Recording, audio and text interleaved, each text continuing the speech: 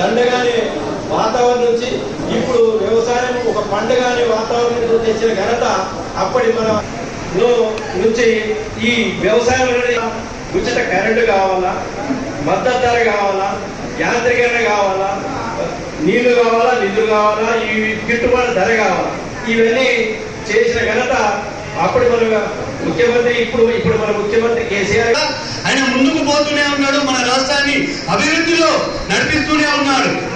అలాంటి నాయకుని నాయకత్వంలో మనం ఈ రోజు ఈ దశాబ్ది ఉత్సవాలను జరుపుకుంటున్నాం. నాయకత్వంలో ఈ దశాబ్ది ఉత్సవాలను జరుపుకుంటున్నాం. కానీ చాలా మందికి అసలు ఈ దశాబ్ది ఉత్సవాలు ఎందుకు చేసుకుంటున్నారు, ఎన్ని రోజుల నుంచి చేయలేదు అనేది ఒక అనుమానంగా ఉండొచ్చు. ఎందుకంటే మనం ఇంత అభివృద్ధి చేసినా కూడా మన నాయకుడు మన పోచారం శ్రీనివాస్ రెడ్డి కావచ్చు, కేసీఆర్ కావచ్చు, తెలంగాణ 9 సంవత్సరాలలో దేశంలో నీళ్ళ సమస్య ఉందా? లేదు.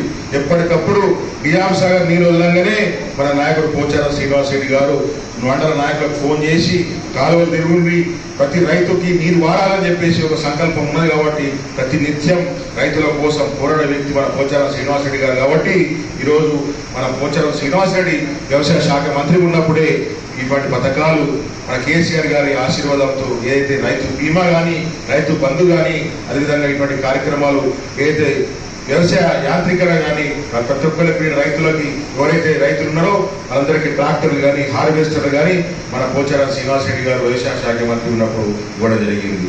దాని నిదర్శనం ఈరోజు రైతు ఏ విధంగా రైతు ఏడవద్దని చెప్పేసి, రైతు కళ్ళలో నీళ్లు ఉండద్దని చెప్పేసి మంచి సంకల్పంతో మన కేసీఆర్ గారు ఉన్నారు. కాబట్టి ఈరోజు రైతు దినోత్సవం మనం మన రాష్ట్రంలో ప్రతి నియోజకవర్గంలో ప్రతి క్లస్టర్లో చేసుకుంటా ఉన్నాం.